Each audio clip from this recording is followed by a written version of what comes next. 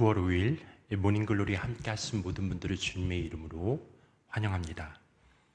오늘은 바이브타임 31페이지입니다. 9월 5일 본문입니다. 예레미야 12장입니다. 제목은 예레미야의 질문입니다. 본문 요약을 함께 읽겠습니다.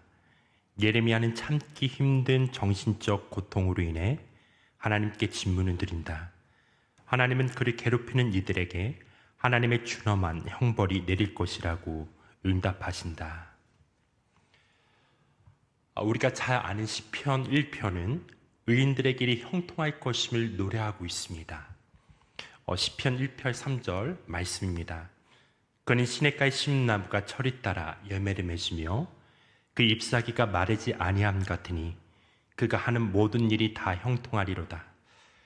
뒤이어서 악인들에 관하여는 이렇게 노래하고 있습니다. 악인들은 그렇지 아니하며 오직 바람에 나는 개와 같도다.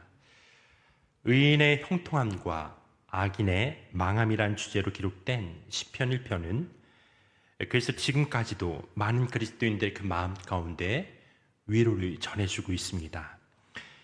그런데 오늘 본문을 보게 되면 듣기 거북한 질문으로 시작되어져요. 은혜로운 질문을 듣고 싶은데 예레미야는 자기 민족에게만 거북한 것이 아니라 현대 그리스도인에게도 듣기 불편한 질문을 하나님께 도전적으로 던집니다. 1절 하반절입니다. 그러므로 주님께 공정성 문제 한 가지를 여쭙겠습니다.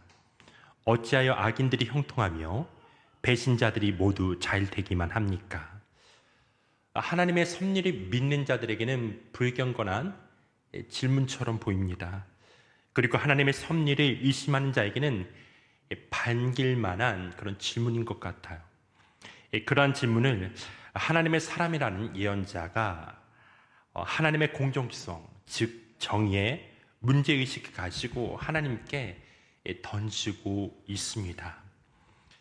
그 결과 본문은 시편 1편과 사뭇 다른 분위기가 연출되고 있습니다. 영문 성경을 보면 Y라는 의문사가 2번이나 사용되면서 어찌 보면 하나님과 맞서 있는 예언자의 심령이 그런 긴장감을 더해주고 있습니다. 하지만 외면하고 싶은 그 현실 속에서 예언자의 입을 통해 표출됨으로써 모순된 그러한 진실이 드러나게 되는 거죠. 의인의 길이 아닌 악한 자의 길이 형통하는 것을 예레미야가 직접 보았기에 더욱 무게감이 느껴집니다. 하지만 그 현실을 어찌 예레미야만 보았겠습니까? 우리 모두가 목격하고 있는 현실이기 때문에, 그리고 감추고 싶은 현실이기에 예언자의 질문이 우리 모두를 불편하게 만들어가고 있습니다. 더 나아가 예레미야는 악한 자들과 반역자들을 심은 분이 바로 하나님이라고 말하고 있어요. 하나님이 그들이 심었기에 그들이 뿌리가 박히고 장성하여 열매를 맺힌다라고 말하고 있습니다. 그런데 또 한 수위 더 떠 그 악한 자들과 반역자들이 다름 아닌 하나님의 백성의 공동체에 있는 자들임을 밝혀내고 있습니다. 왜냐하면 적어도 그들 입에는 하나님이 있기 때문이었습니다. 2절입니다. 주님께서 그들을 나무를 심듯이 심으셨으므로 뿌리를 내리고 자라며 열매도 맺으나 말로만 주님과 가까울 뿐 속으로는 주님과 멀리 떨어져 있습니다. 이러한 도전적인 진술로 예레미야는 하나님이 자신을 알고 자신의 마음이 하나님을 향하여 어떠한지를 고백하면서 악인의 멸망을 구하고 있죠. 그러면서 악인들을 갈라내 줄 것을 간청하고 있습니다. 3절입니다. 그러나 주님께서는 저를 아십니다. 주님은 저의 속을 들여다보시고 저의 마음이 주님과 함께 있음을 관찰하여 알고 계십니다. 그러므로 그들이 도살할 양처럼 끌어내시고 죽일 날을 정하셔서 따로 갈라내 두십시오. 주목할 것은 의인들을 갈라내는 것은 구원과 관련한 그런 거룩이지만 악인들을 구별함은 멸망과 관련한 갈라내는 것이에요. 이 악인들을 멸하지 않는다면 땅의 슬픔과 풀들의 시듬 그리고 짐승과 새들의 멸절은 그치지 않을 것이기 때문입니다. 4절입니다. 이 땅이 언제까지 슬퍼하며 들녘의 모든 풀이 말라 죽어야 합니까? 이 땅에 사는 사람의 죄악 때문에 짐승과 새도 씨가 마르게 되었습니다. 사람들은 자기들이 무슨 일을 하든지 하나님께서 내려다 보시지 않는다고 말하고 있습니다. 사람들의 죄악 때문에 온 세상이 신음하고 있음을 말해주고 있는 거예요. 이웃은 사랑하고 섬겨야 할 존재가 아닌 자신의 성공과 편의를 위한 도구가 되어버렸고, 하나님이 지으신 만물은 인간을 충족시킬 수 없는 탐욕으로 망가지고 회복 불능 상태에 이르고 있습니다. 하나님께서 창조하시고 우리에게 맡겨주신 자연과 동식물들이 이기적인 인간들의 탐욕으로 인해 훼손되어 가고 있는 현실이죠. 모든 것이 재앙의 수준으로 치닫고 있음에도 악인의 길을 걷고 있는 사람들은 본문에서와 같이 떠들고 있습니다. 하나님이 무슨 일을 하든지 내려다 보시지 못할 거야.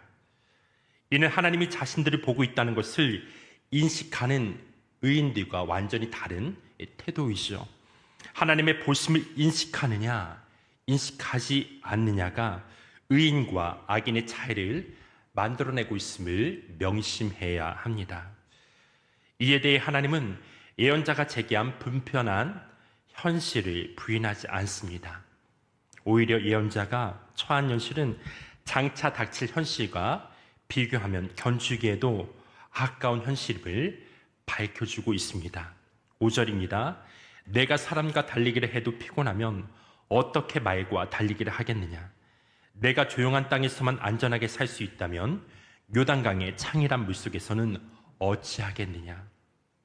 쉽게 말해 내가 지금 말하는 현실은 사람과 달리기를 경주하는 그 수준이다.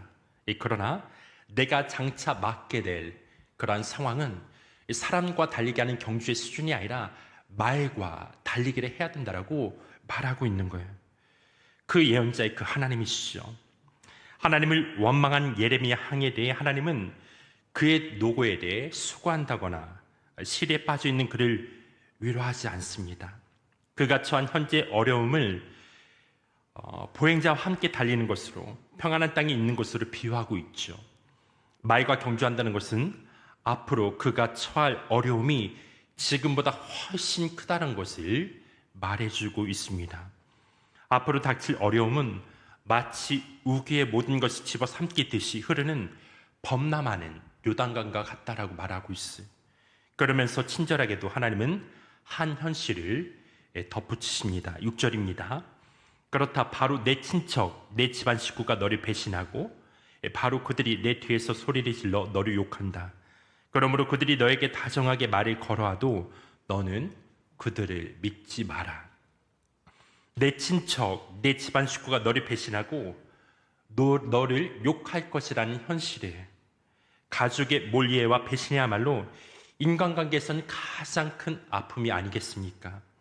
다른 사람 다 날 몰라주어도 가족만 날 이해해준다고 한다면 어디든 달려갈 수 있는 존재가 인간인데, 하지만 예언자는 말과 경주해야 하는 그런 부르심으로 그를 주님께서는 이끌으셨다라는 거예요.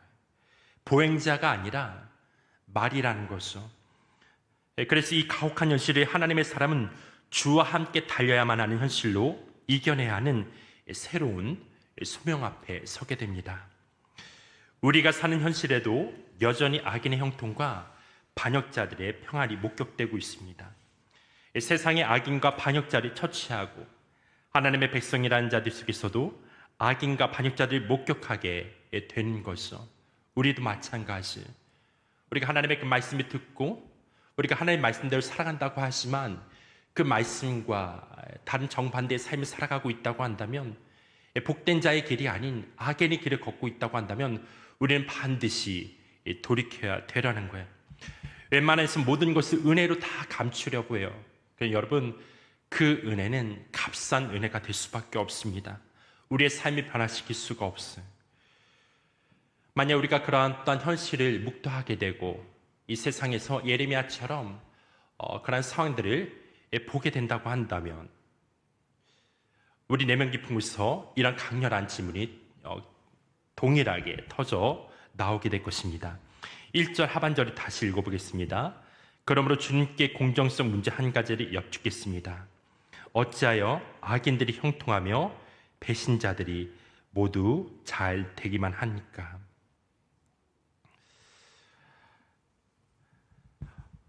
그러나 여러분, 우리가 인정해야 합니다.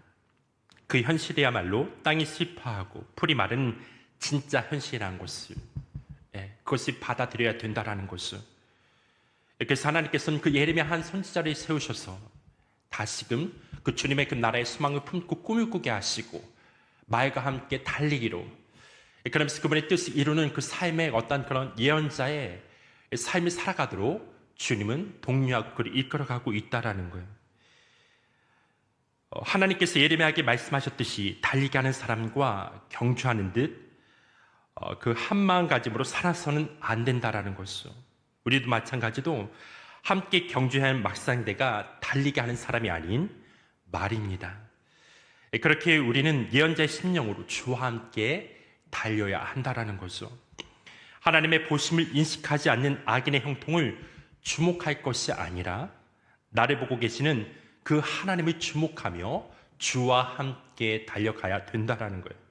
그럴 때 비로소 신앙의 사람은 악인과 함께 달리는 것이 아니라 하나님과 함께 달리고 있는 새로운 현실을 보게 된다라는 거예요. 예언자는 그 사방에서 너무나 낙담하고 좌절했지만 하나님께 이런 질문을 가지고 나오게 될 때 하나님은 그에게 놀라운 비전을 보여주고 있어요. 여기로부터 하나님의 회복이 강같이 항모제 같은 이 땅을 적시게 될 거예요. 우리로부터 시작하여 이방인에까지 확장되는 진정한 회복입니다. 그 말씀이 14절에서 17절입니다. 마지막으로 함께 읽어보겠습니다. 나 주가 말한다. 내가 내 백성 이스라엘에게 유산으로 준 땅을 침범한 모든 악한 이웃 백성을 두고 말한다. 내가 그 악한 백성들을 그들의 고향 땅에서 쫓아내고 유다 백성을 그들 가운데서 구하여내겠다. 그러나 내가 그들을 쫓아낸 다음에는 다시 그들의 불쌍히 여겨서 제 땅, 제 고향으로 되돌려 보내겠다. 비록 그들이 내 백성에게 바알의 이름을 부르며 맹세하도록 가르쳤지만 그들이 내 백성의 도를 확실하게 배우고 내 이름을 부르며 주님의 살아계심을 두고 맹세하면 그들도 내 백성 가운데 들게 될 것이다. 그러나 그들이 복종하지 않으면 내가 그 민족을 완전히 뿌리채 뽑아 멸망시키겠다. 나 주의 말이다. 온 세상에 하나님의 구원의 역사가 나타나게 된다라는 것을, 그 구원을 바라보게 될 때 예언자는 그 마음속에 세상이 줄 수 없는 평안이 주어지게 되는 거예요. 그 놀라 예언자적 상상력을 가지고 다시 한번 그 나라의 비전을 꿈꾸며 나아가다 보니까 주님께서 주신 말씀을 듣다 보니까 소망이 생기게 된 거예요. 이러한 소망이 우리 가운데 있기를 주님의 이름으로 축원합니다. 결론을 맺겠습니다. 우리가 앞으로 맞이할 시간은 경험했던 시간들보다 더 힘든 상황이 전개될 수가 있습니다. 팽창해가는 만몬주의, 무너진 성도덕, 환락, 그런 문화, 이기주의, 분파주의, 세대 간 계층 간의 차별과 갈등 등 너무나 많은 문제들이 산재 있는 것처럼 보입니다. 그러나 주님께서는 좀 더 쉽고 편안한 삶의 자리에 안주하려는 우리들에게 각오를 새롭게 할 것을 오늘 말씀을 통해 권면하고 있는 거예요. 세상에 향한 나의 판단을 내려놓고 그 문제의식 갖는 것도 중요하지만 그것을 가지고 주님 앞에 나와 기도하게 될 때 하나님께서는 그러한 백성들, 기도하는 자들 가운데 하나님 나라의 비전을 보여주시고 소망을 품게 하시고 달려가게 하실 거예요. 겟세마네 동산에서 예수님이 자신의 뜻이 아닌 하나님의 뜻에 순종했죠. 그 고난 가운데 그 길을 걸어갔어요. 그런데 그 하나님의 뜻에 순종하여 인류를 구원하시기 위해 기꺼이 십자가에 달려 죽으신 예수님을 하나님께서는 부활시키셨습니다. 그 부활하신 주님을 믿는다는 것은 주님께서 약속하신 영원한 하나님 나라를 믿는다는 것이죠. 사랑하는 성도 여러분, 나의 뜻을 내려놓고 부활하신 주님과 함께 달려가는 우리 모두가 되기를 주님의 이름으로 축원합니다. 오늘도 우리의 그 일상, 주어진 일상에서 부활하신 하나님과 그 음성을 듣고 순종하며 나아가게 될 때 우리는 비로소 그런 소망을 품고 기쁨으로 주와 함께 동행할 줄 믿습니다. 오늘도 이 아침에 기도하는 우리 성도들 가운데 그런 하나님 나라의 소망을 꿈꾸며 간구하며 나아가는 그래서 하나님께서 우리에게 주시는 그 놀라운 그 소망 가운데 오늘도 주와 함께 동행하는 우리가 모두가 되기를 주님의 이름으로 축복합니다.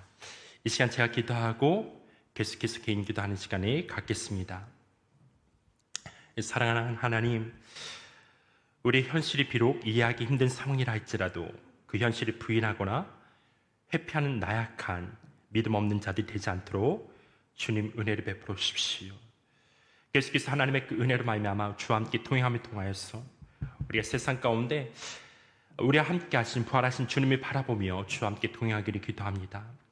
하나님, 우리가 악한 자의 길을 가지 않게 하시고 복 있는 자의 길을 걷게 하사 계속해서 세상 가운데 구원의 역사를 이뤄가신 우리 하나님의 구원의 손길에 우리의 삶을 위탁하며 오늘도 주어진 일상을 담대하게 믿음으로 살아갈 수 있는 성도의 삶이 되기를 간절히 기도합니다. 하나님, 이 아침에 하나님 앞에 딴 때로는 의문을 가지고 주님 앞에 질문하며 기도한 자들이 있을 것입니다. 하나님, 그들 가운데 계속해서 하나님의 말씀으로 가르치시고 하나님의 음성을 듣게 하셔서 하나님 오늘 하루도 주어진 그 일상 가운데 주님이 살아있음을, 성령께서 우리 함께 하셔서 우리의 삶을 인도하심을 깨닫고 주님의 구원의 구원을 노래하며 살아가는 믿음의 삶이 될 수 있도록 주님 함께하여 주옵소서. 주님 감사합니다. 이 시간 주님 앞에 위탁합니다. 예수님의 이름으로 기도했습니다.